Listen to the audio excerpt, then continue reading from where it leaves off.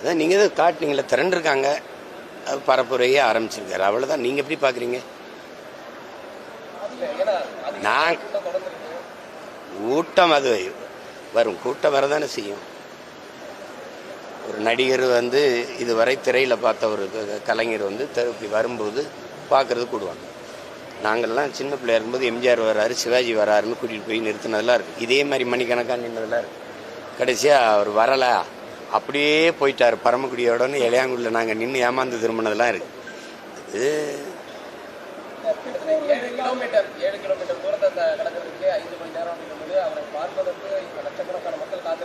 அது வரும், அது வரும். இப்போ சகோதரர் அஜித் இறக்குனீங்கன்னா இதை விட கூட்டம் வரும். என்ன பண்ணலாம், என்ன பண்ணலான்னு சொல்கிறேன். ஐயா ரஜினிகாந்த் வந்திருந்தால் இதை விட கூட்டம் வந்து தான் இருக்கும். நயன்தாரா அவர்களை இறக்கிவிட்டால் இதை விட 2 மடங்கு கூட்டம் தான் வரும். நீங்கள் அதை கூட்டத்தை பார்க்காது, முன்வைக்கிற கொள்கையை பாருங்க. உருப்படாது இல்லைன்னா உங்களை மாதிரி ஆளுகள்லாம் சேர்ந்து தான் அந்த நாட்டை நாசமாக்கிட்டே இருக்கிறீங்க. ஒரு செய்தி அறம் சார்ந்து நீங்கள் நிற்கிறீங்களா சொல்லுங்கள். நீங்கள் சும்மா ஏதாவது கூலிக்கு வேலை செஞ்சு கொள்கைக்கு வேலை செய்கிறவன கொலை பண்ணுறீங்க. இதுக்கு ஒரு ஊடகம், இதுக்கு ஒரு முதலாளி. எந்த முதலாளியும் நீங்கள் லாபத்தை வைக்க தான் வேலை செய்கிறீங்க, மக்கள் சேவைக்கு அனுக்கிறீங்க. அறம் சார்ந்து ஒரு செய்தியை வெளியிடுறீங்கன்னு சொல்லுங்கள். உங்கள் நெஞ்சை தொட்டு சொல்லுங்கள். யாராவது சும்மா எதையாவது பேசிட்டு இருக்கு. மக்களுக்காக பாடுபடுற ஒரே கட்சி நாம் தமிழர் கட்சி. சந்தேகம் இருக்கா? உங்களுக்கு தான் பிரச்சனைலாம் நான் தான் முதல்ல வருவேன். இதில் என்ன, அது தெரிஞ்சுக்கிட்டு கேட்குறீங்களா இல்லை தெரியாமல் கேட்குறீங்களா? முதல்ல மலைகளின் மாநாடு, இப்போ மலை வளமே மண் வளம்னு 27 தருமபுரியில் நடக்குது. அது ஆழ்ந்து கவனிங்க. முதல்ல 50 ஆற்றல்கள் நமக்கு நிலம், நெருப்பு, நீர், காற்று, வானம், அதாவது விசும்பு. இது இல்லாது எந்த உயிரும் இல்லை. அது 5 பூதங்கள்ங்கிறாங்க, நம்ம 50 ஆற்றலுங்கிறோம். இதை அழித்து கொண்டிருக்கிறோம். நாங்கள்லாம் சின்ன பிள்ளையா இருக்கும்போது தாத்தா பாட்டிலாம் 2000 உலக அழியும், 2000 உலக அழியும்னு சொல்லும்போது இவங்க ரொம்ப இதாக பொய் சொல்லிட்டு இருக்காங்கடா, நாங்கள்லாம் அப்படின்னா இப்போ பீழா விடுறாங்க அப்படின்னு நினச்சோம். அப்போ அழியும்னா ஏதோ அழியும் போல் இருக்குன்னு நினச்சோம். கடைசியாக இந்த அயோக்கியங்கள்லாம் அழிப்பாங்கிறது இப்போ தான் தெரியுது.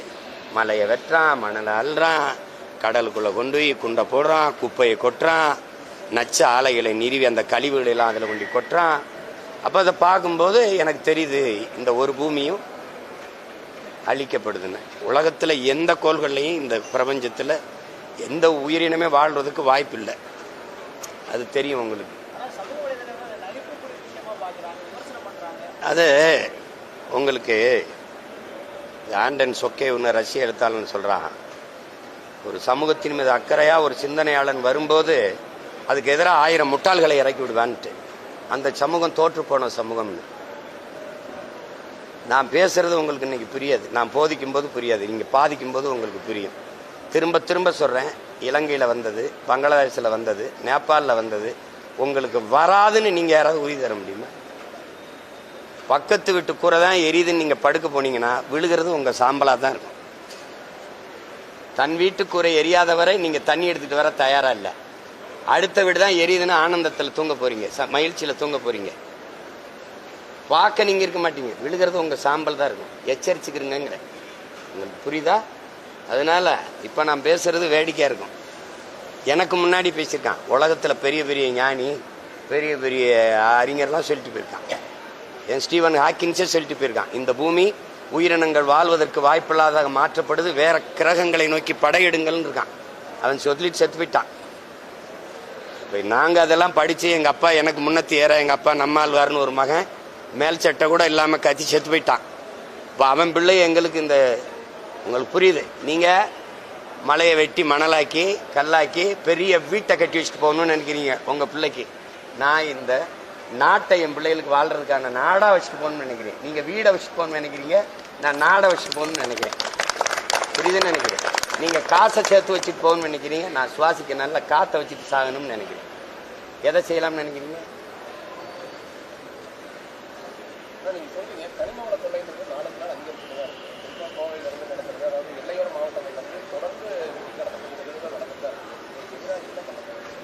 ஒரே வழி என்னை அதிகாரத்தில் அமர வைக்கிறது தான், வேற வழியே கிடையாது. இதை நீங்க என்கிட்ட கேட்குறீங்கல்ல, நேற்று ரொம்ப கூட்டம் வந்துச்சுங்களா, அவர்கிட்ட கேளுங்கள. அதை பத்தி பேசி போராடிக்கிட்டு இருக்கவன்ட்டே கேள்வி கேட்குறீங்களே. மலைனா என்னன்னு சொல்லுங்க. என் தாயின் மார்பு மாறி பூமி தாயின் மார்பு மலை. என் தாயின் மார்ல இருந்து பால், பூமி தாயின் மார்ல இருந்து அருவி. என் தாயின் மார்ல வந்தது எனக்கு மட்டும், பூமி தாயின் மார்ல வந்து உலக உயிர்களுக்கான பால். புரிஞ்சுக்கிடுச்சா? இன்னும் வேற ஏதாவது விளக்கம் வேணுமா? ஆறுங்கிறீங்க, ஆறை பிரசவித்த தாயாரு அருவி, அருவியை பிரசவித்த தாயாரு மலை. மலை அறுத்து காசா யாராவது விற்கிறதுன்னு சொல்லுவானா? பால் ஊட்டின தாயின் மாற அறுத்து சமைச்சா நல்ல கறியா இருக்கும்னு எவனாவது ஒரு மகன் சிந்திப்பானா? ஆனா நீ சிந்திக்கிறிய.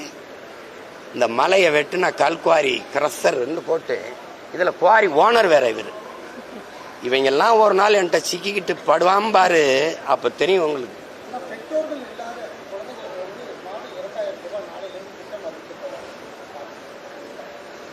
ஏன் பெற்றோர்கள் இல்லாது போனார்கள்? நீ குடிக்க வச்சு கொண்டதுனால தானே. என்னை பாருங்க, கேள்வியை கேட்டு குனியாதிய. பெற்றோர்கள் ஏன் இல்லாது போனார்? அதுக்கு பதில் இருக்கா? நீங்க தான் கேள்வி கேட்கணும்னு ஒன்றும் அரசியல் சாசனத்திலேயோ நானும் கேள்வி கேட்கலாம். ஏன் இல்லாது போனார்? நிறைய குழி, அதை மட்டும் சாதாரணமா சொல்றீங்களே ஏன்? பெற்றோர்களே இல்லாத போன குழந்தைக்கு 2000 குழந்தை கையிலே கொடுத்துருவீங்களா?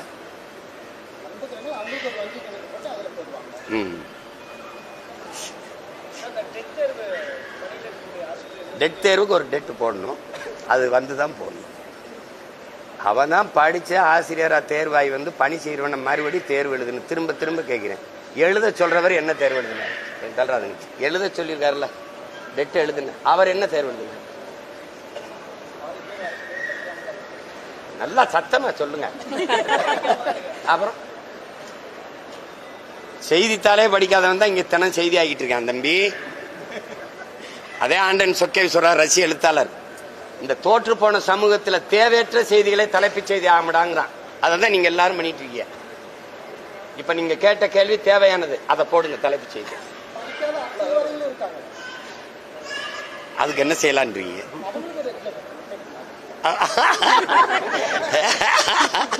இந்த நாட்டுல யாரும் பிரதமர் முதல்வரா இருக்க மாட்டாங்க, தெரியும் தானே? எத்தனை காலம் ஏமாத்துறாங்க பாருங்க. இவங்க சாதி வாரி கணக்கெடுப்பு குடிவாரியா எண்ணி அவரவர்க்குரிய உரிய பகிர்வை கொடு, உரிமையை கொடுன்னு கேட்கிறோம். இதுக்கு மத்திய அரசு தான் எடுக்கணும்னு சாட்டி விடுது இந்த திராவிட மாடல் ஆட்சி. ஆனா இவங்க கூட்டணி வச்சிருக்கிற கட்சி ஆட்சி தான், இவங்களே வாக்கு கேட்டு நிறுவன ஆட்சி தான் சீதாராமையாவோட ஆட்சி, காங்கிரஸ் ஆட்சி கர்நாடகால.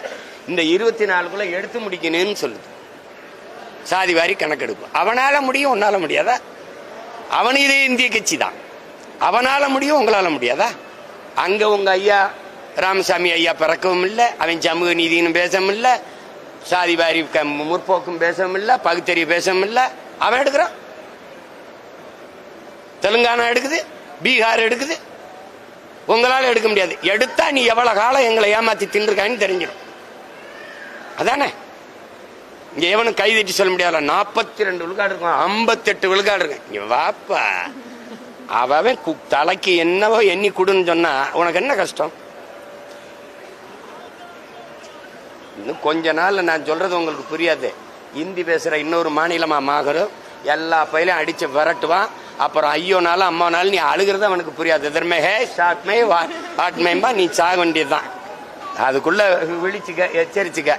ஒரு ஓட்டை போட்டு நாட்டை கொடுத்துட்டு நிம்மதியாரு. இல்லைன்னு வச்சுக்க, ரோட்ல நின்று எல்லாரும் போராட வேண்டியதுதான். அப்படிலாம் சொல்லலைங்க, பைத்தியக்காரத்தனமே ஏதாவது பேசாதீங்க. நீதிமன்றம் சொல்லிச்சா? ஹலோ, நீதிமன்றம் சொல்லிச்சா?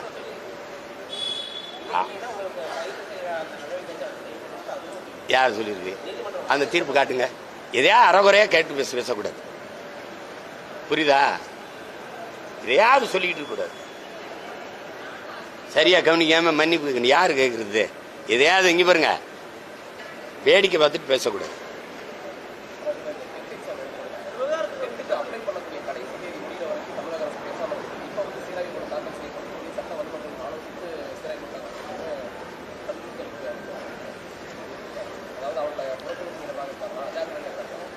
முதல்ல செஞ்சிருக்கணும். அது இதெல்லாம் ஒரு சுமை தானே. ஒவ்வொன்றும் ஒரு வரியை விதிக்கிறது, அப்புறம் அதுக்கு எதிர்ப்பு வந்தோன்னே அதை குறைக்கிறது, ஒரு டெட்டு எழுதுங்கிறது, எக்ஸிட் எழுதுங்கிறது, நீட்டே கொடுமை, அதுக்கப்புறம் எக்ஸிட் எழுதுங்கிறது.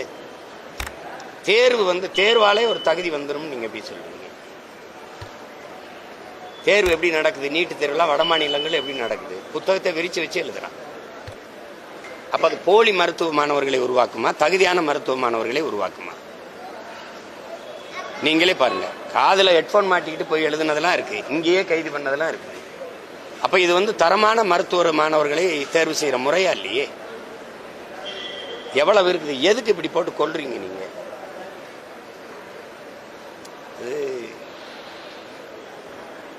இந்த நாட்டில் பிறந்ததை தவிர இந்த நாட்டு குடிகள் எந்த பாவமும் செய்யல, எந்த பிள்ளையும் செய்யல. ஏன் இந்த கல்வி, இந்த வேலை வாய்ப்பெல்லாம் இந்த நாட்டில் மட்டும் இவ்வளவு பெரிய சுமையா இருக்கு? விரும்பிய கல்வியை கற்க முடியாது, கற்றதுக்கு வேலையை பெற முடியாது. இதெல்லாம் ரொம்ப கொடுமையா இருக்குது.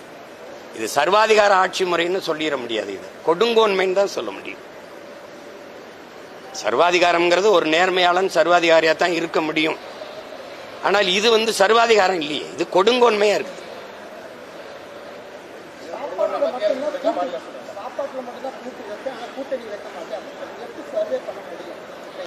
சர்வே பண்றது நீங்க எங்க கட்சியில் இருக்கீங்களா? இல்ல, உங்களுக்கு எதுவும் பிரச்சனை இருக்காதுல்ல. சர்வே பண்றதுன்னா நாங்க சர்வே பண்ணிட்டு தான் இருக்கோம். எங்களுக்கு அதுல ஒரு சிரமம் இல்லை, எங்களுக்கு ஒரு சிரமம் இல்லை. நீங்க ஒண்ணு நல்லா கவனிச்சுக்கிறீங்க.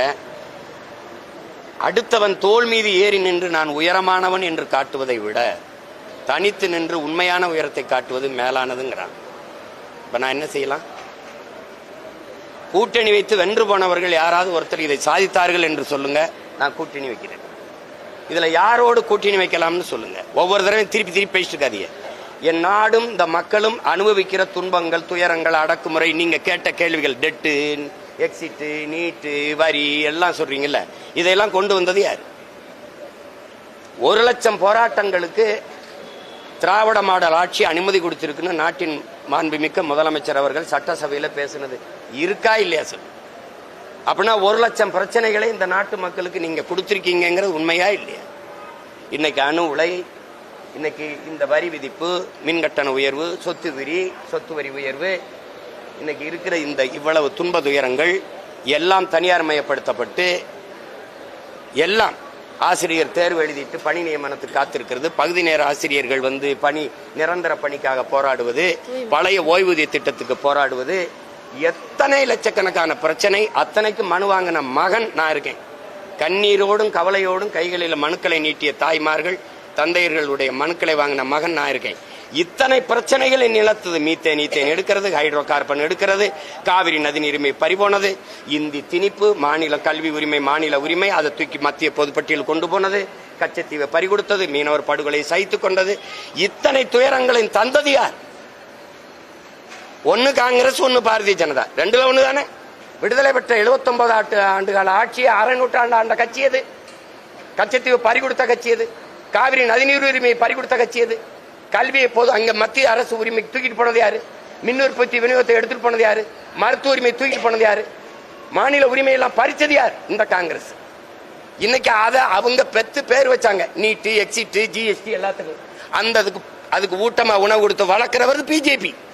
இந்த ரெண்டு கட்சி இந்த எல்லா நச்சு திட்டங்களையும் இங்க எந்த எதிர்ப்பும் இல்லாம கைகட்டி வரவேற்றது யார்? இந்த திமுக, அதிமுக. நீங்க சொல்லுங்க, ஊழல் லஞ்சமா, உண்மை நேர்மையா? சொல்லுங்க. சாராய கடையை மூடுவேன் அப்படின்னு இந்த கட்சிகள் சொல்ல முடியுமா? சொல்லுங்க. பல லட்சக்கணக்கான 3100 வேலை வாய்ப்புக்கு 13 லட்சம் பேர் டிஎன்பிசியில தேர்வு எழுதுறான் தமிழ்நாடு தேர்வாணையத்தில். அப்ப எத்தனை லட்சம் பேர் வெளியில் நிக்கிறான்? யார் பொறுப்பு இருக்கிறது சொல்லுங்க? 60 ஆண்டுகால ஆட்சி செஞ்சுட்டு 1000 ரூபாய்க்கு எங்க ஆத்தாவை கை வைக்கிறது, கை நீட்டி நிக்க வச்சது. காலையில என் பிள்ளை இங்க பள்ளிக்கூடத்துக்கு வந்தான் சோர்திங்கன்னு பசியோட வச்சது யாரு? இந்த 4 கட்சிகளை தாண்டி நாட்டுக்கு தீமை வந்துருச்சா? இந்த கட்சிகளோட கூட்டணி வச்சு நேற்று போக சொல்றீங்களா? சொல்லுங்க. நான் போறேன். சொல்லுங்க. எவனாவது ஒருத்தன் நின்று உரிமையோட அந்த ஆட்சிகள் செய்யற தவறை தட்டி கேட்க துணிவு இருக்கா? இதே என் தம்பி காங்கிரசினுடைய தீமையை சுட்டி காட்டுறாரா? கொடநாடு கொலையை பத்தி பேசுறாரா? சொல்லுங்க. இன்னும் பேச மாட்டேங்கிறீங்க. அப்புறம் எதையாவது பேச முடியுதா பாருங்க. கூட்டணி வச்சு சாதிச்சவன் சொல்லுங்க. 10 எம்எல்ஏ போன, 2 எம்பி போன, 4 எம்பி போன, என்ன பண்ண? 40 உறுப்பினர் கொண்டு போய் ஒண்ணும் பண்ண முடியல. இந்த மாநில அரசு கொடுக்கிற நிதியை தரலைன்னு என்கிட்ட வந்து புலம்புற. அதுக்கு எதுக்கு அதிகாரம்? அதுக்கு எதுக்கு அதிகாரம் சொல்லுங்க? எதுக்கு அதிகாரம்? எங்களுக்கு காசு தர மாட்டேங்குது, நாங்க என்ன பண்ண? இதை சொல்றதுக்கா? இதை சொல்றதுக்கு ஒரு அதிகாரம்? எதையாவது பேசிட்டு இருக்காதீங்க. கூட்டணி போ, கூட்டணி போன்னு. என்னை எவனுமே கேட்கல கூட்டணி போகாதீங்க. உங்களுக்கு தெரியுமா, கட்சியில சேர விரும்புவர்கள் சொல்லி நாங்க துண்டு சீட்டு கொடுப்போம். அதுல எழுதி கொடுத்தோம், பின்னாடி திருப்பி பார்க்கணும்னு எழுதியிருக்கான். 800 பேர் சேர்ந்தா 550 பேர் எழுதியிருக்கான். எவனோடும் சேர்ந்துராதரான்னு. இதே வானூர்தியில ஏறும்போது இறங்கும்போது என் தாய் தந்தையர் ஒத்த வயசுல கும்பிட்டு, ஐயா கடைசி வரைக்கும் இப்படி நின்று போராடிறியா, எவனோடும் சேர்ந்துராதராசான்றான். ஏங்க பல ஆயிரம் கோடி பேரம் பேசி துணை முதல்வர் ஆது மத்திய அமைச்சர்னு பேசிய போலங்க. இவன் பிரபாகர மகங்கவன், உலக போர் செஞ்சவன் மகன், தலைவனோட வீரனுடைய மகன். 20 நாடுகளின் துணை கொண்டுதான் எல்டிடியை வீழ்த்தணும்னு கோத்தபாய ராஜபக்சே மகிந்த ராஜபக்சே சொன்னது இருக்கா இல்லையா? 20 நாடுகள் ஒரு இனத்தின் விடுதலைக்கு போராடிய ஒரு படையை எதிர்த்து போரிட்டு இருக்குன்னா அது உலக போரா இல்லையா? யாராவது அறிவார்ந்த பெருமக்கள் சொல்லு. உலக போரா இல்லையா? இனிமேல் உலக போர் வந்தா 4வது உலக போர், 3வது உலக போரை செய்த ஒப்பற்ற பெரும் வீரன் பிரபாகரனின் மகன் நான். என்னை போய் சமரசம் செய்ய இவன்ட்ட போய் நின்று. சரியா சரியா? நான் கூட்டணி வைக்கல, தோத்து போயிட்டேன். நட்டம் ஏதாவது இருக்கா? நட்டம் ஏதாவது இருக்கா? என்ன 2000 கோடியை முதலீடு செஞ்சேன் நான். மொத்தமா 3 லட்சம் தான் ஒரு தொகுதிக்கு செலவு பண்ணிருக்கேன். அதுலதான் 36 லட்சத்தையே 50,000 ஓட்டை வாங்கி அங்கீகரிக்கப்பட்ட கட்சியா வந்திருக்கேன். அதிகாரம் என்னை விட அதிகாரத்தில் இன்னைக்கு வலிமையா அதிகாரத்தோடு இருக்கிற ஒரு கட்சியை சொல்லு. நான் சொன்னா பரந்தூர்ல விமான நிலையம் கட்டி காட்டுன்றேன். நான் போராடி 8 வழிச்சாலை நிக்குது. நான் போராடி டங்ஸ்டன் தொழிற்சாலை அரிட்டாப்பட்டில் நிக்குது. நான் போராடி பேனா வைக்கல நிக்குது. அதிகாரத்துக்கு நீ ஓட்டு போடு, வரும். கேள்வி கேட்டுக்கிட்டு இருந்தா வராது. அதிகாரத்துக்கு எப்ப வருவ? போட்டா வருவேன். அதை விட்டு எப்ப வருவேன்? அதிகாரத்துக்கு வந்து என்ன பண்ண? நான் வரணும்னு நினைச்சா வருவேன். இதுல ஒரு கேள்வி, நீ எப்ப அதிகாரத்துக்கு வந்தவன் என்ன பண்ண? அதிகாரத்துக்கு வந்தவன் தீமையை பண்றான். நான் நன்மையை செய்யணுங்கிறேன். நான் எடுத்து இந்த புள்ள வந்தா நாடு மக்களும் நல்லா இருக்கும்னு நினைச்சினா போடு, இல்லைன்னா மறுபடியும் நீ தெருவில் போடு, நீ அவனுக்கு போடு. அவ்வளவுதான். என்ன இருக்குது? போட்டு அப்புறம் போராடு, என்னைய கூப்பிடு, அதுக்கப்புறம் பேசுறேன். இங்க வா, வீடு இடிக்கிறான், இங்க வா, இந்த பாரு உயர் மின்னழுத்த கோபுரம், இந்த பாரு கையில் எரிவா உள்ள பதிக்கிறான்.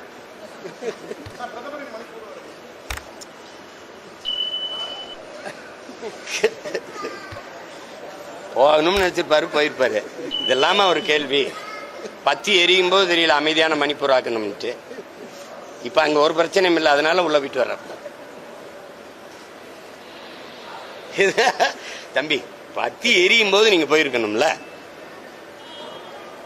அருணாச்சல பிரதேசம்னு ஒண்ணு இருக்குல்ல, நடு மாநிலம் இருக்குல்ல, அங்க நின்று ஓட்டு கேட்டு வர சொல்லுங்க பாப்போம்.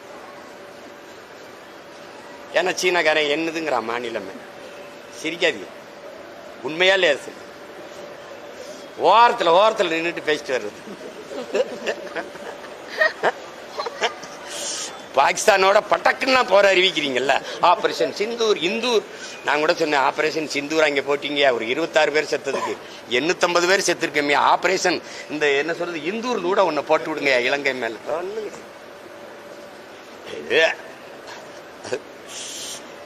தம்பி, இப்ப வேடிக்கை தான் தம்பி தெரியும். ஏன்னா எங்க முன்னோர்கள் பேசினத ஒண்ணு நீங்க கவனிச்சு பாருங்க.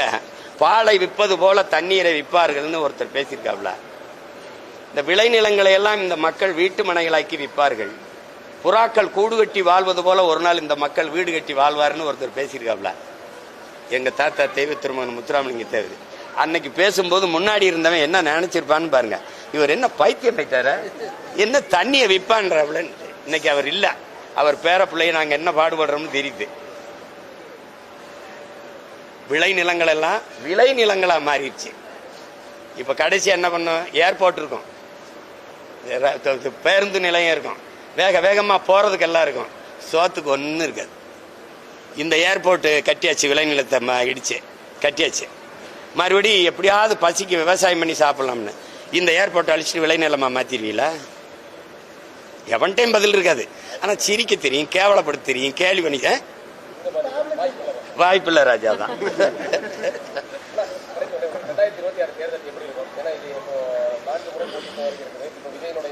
எழுதி வைங்க, எங்க கையில தான் ஆட்டம் இருக்கும். எப்படி பார்த்தாலும் என்கிட்ட தான் ஆட்டம் இருக்கும். இங்க எல்லாரும் எந்த தலைவனும் இதயத்திலிருந்து மனசிலிருந்து மக்களின் வலியை மக்களின் பிரச்சனையை பேச மாட்டான். எல்லாம் ஒரு முழு தாளில் எழுதி வச்சுட்டு பார்த்து படிக்கிறவன், பார்த்து பரீட்சை எழுதுகிற மாணவன் நல்ல மாணவனா, படிச்சுட்டு வந்து தேர்வு எழுதுகிற மாணவன் நல்ல மாணவனா.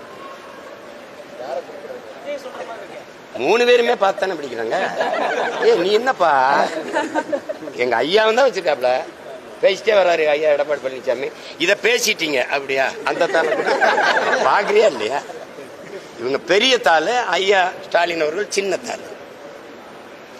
மழை பெஞ்சா உங்களால பேச முடியுமா? ஏன்னா தாள் நனைஞ்சு போயிடும்.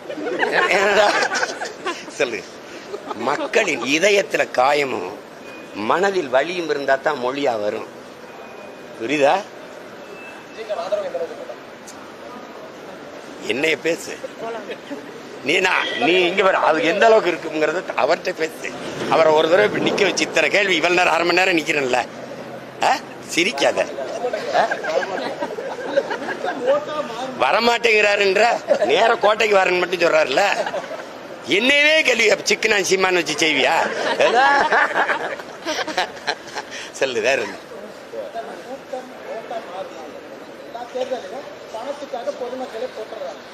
அதை பார்க்க தம்பி மாதிரியே சொல்றேன். ஐ ஆம் வெயிட்டிங். எப்படி பார்த்தாலும் 26 மே மாசம் தெரிஞ்சிடும்ல, கொஞ்சம் காத்திருங்க. பொறுமை என்ற மரத்தின் வேர் எப்போதும் கசப்பா இருக்கும், கனி ரொம்ப தித்திப்பா இருக்கும்னு எங்க தலைவர் சொல்றாரு. மாசத்தும் சொல்றாரு, பொறுமையும் உதவிற போர் தாண்டாங்கிறாரு. கொஞ்சம் பொறுமையா இருங்க. பஞ்சபூதம்னு ஏன் சொல்றீங்க? 50 ஆற்றல்னு தமிழ்ல சொல்றேன்ல. அடுத்து மலை, அதுக்கப்புறம் கடலம்மா, அதுக்கப்புறம் தண்ணீர். வேற. நன்றி, வணக்கம்.